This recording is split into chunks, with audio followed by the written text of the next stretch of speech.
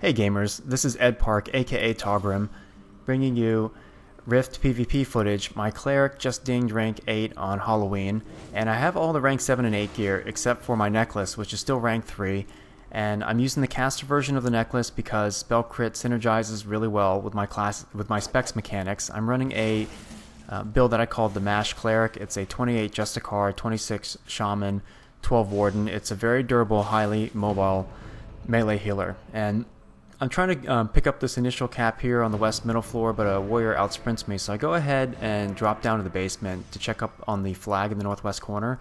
And as you probably know, in Library of the Runemasters, the initial 4 flags spawn in the same location over and over, so it's important for the initial flag pickup to go to the right place, and then every time a flag carrier drops, those flags will respawn in the same place every time. So there are a couple different philosophies of playing a healer in this Warfront I'll talk about in a moment. I punt this warrior who's kind of overextended down the hill to bury him in a heal deficit, so by the time he gets up to the top of the ramp, his health is so low that he can't get bailed out by a healer.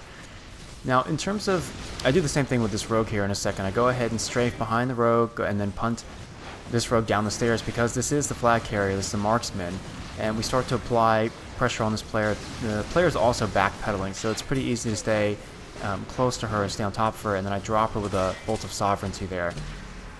Now, as far as healers go, there are two philosophies. Playing in Library of the Runemasters, you can either opt to pick up the flag and try to carry it if you believe you're durable enough and will be able to hold up under fire. I've talked to a lot of clerics who don't like doing that in this Warfront because they feel like if they pick up the flag and they die, they just gave their opponents a 2-for-1. The other side got to kill an enemy healer and they got to drop the flag carrier. Now, you'll notice in this match, I play a lot of flag covers, so I'm either picking up the flag or checking up on the flag carrier. And I feel comfortable doing this because with my Mash spec, I have a lot of innate durability. I have over 20% dodge, which works from omnidirectional against any weapon-based attack. And I have 20% parry, which will work against weapon-based attacks in my 180-degree form of frontal facing. So I go ahead and hot up that rogue again. And the score's pretty tight right now. We're basically both sides are holding 2 flags at a time. So I'm going to go ahead and apply pressure to a flag carrier. I get on this rogue and then drop her from range with 3 ranged attacks.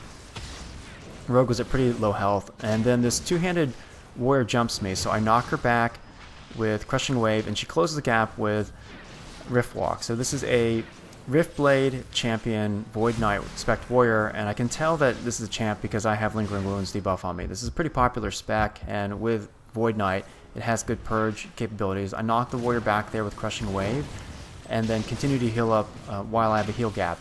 You'll notice I've also popped Mien of Leadership, and what this does is provide a significant armor buff. Now, in the case of the warrior, a good chunk of the warrior's damage is elemental, but a lot of the attacks that this warrior probably is using are physical. So, things like Frenzied Strike and other champion abilities. So, I found in patch 1.5 that Mien of Leadership is needed in a lot of situations to survive Focus Fire. It wasn't as much in patch 1.5 when there weren't as many healing debuffs floating around, and when there wasn't as much damage from rogues. But with the buffs to rogues in patch 1.5, I found Mien of Leadership to be a really helpful tool.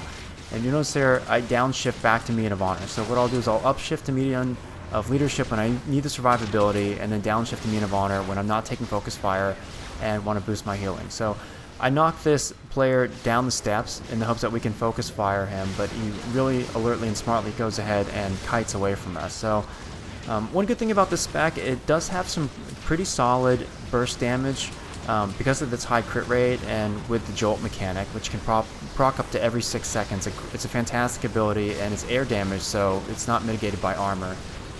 And as I was taking a lot of damage there, I went ahead and shifted up to Mien of Leadership, and we dropped these players, and I was getting focus fired here, and then as soon as I feel comfortable, right there I downshift back to Mien of Honor. So there's a lot more stance dancing that I play with now in patch 1.5 compared to before.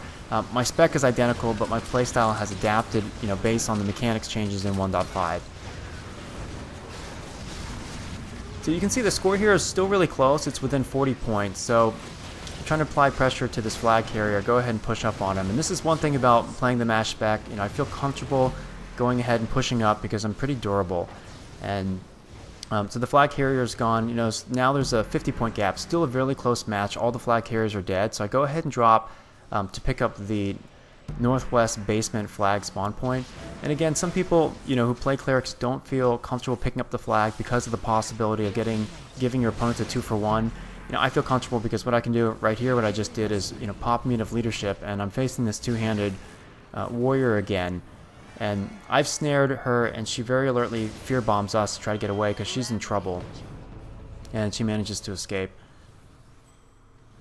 So you can see we only have one flag up right now. The flag on the middle west side hasn't been picked up. Okay, right there it just got picked up, so we have both flags. And remember, before I picked up the flag, the score was really, really close. And one thing which is really important, obviously you want to try to keep the flag carriers alive, and hopefully the people who pick up the flag are pretty durable. If people who pick up the flag have really, really low valor, it's going to be easy to kill them. Like right here, I punch a rogue down the stairs who's a marksman, and the reason I do that is I'm trying to thin out their numbers for the fight at the top. And this applies really in any kind of flag or node fighting. You want to reduce their numbers, whether that's by knockbacks or CC, etc., so that you can basically have an advantage numerically with the remaining opponents. You can see here I'm constantly melee strafing around my target, so I try to get behind them so that they won't have parry or block if applicable on their table. And then I punted a marksman rogue back down the stairs again,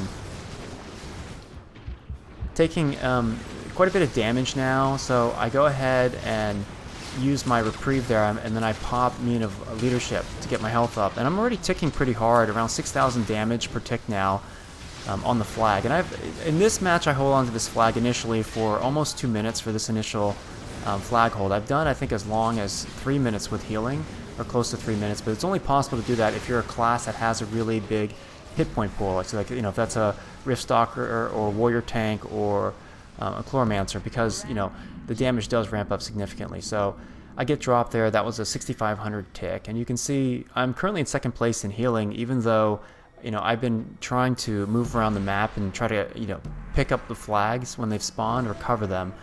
Like I said, if you want to maximize your healing in a match like this, what you want to do is stick around, as many friendlies as possible, keep them alive. And I go ahead and pick up the flag here. This is probably totally unneeded.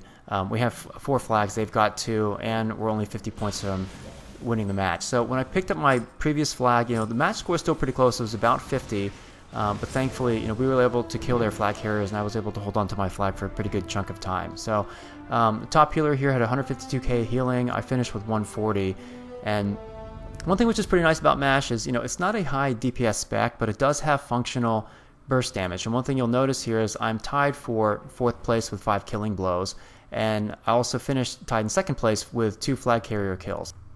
I did make one tactical mistake while carrying the flag. I noticed in replaying the footage, I was standing close to another friendly flag carrier, and you don't want to do that because both of you will tick for each other's damage. I am streaming on Twitch TV, so you can check me out at twitch.tv/Taugrim, or follow me on Twitter at Taugrim.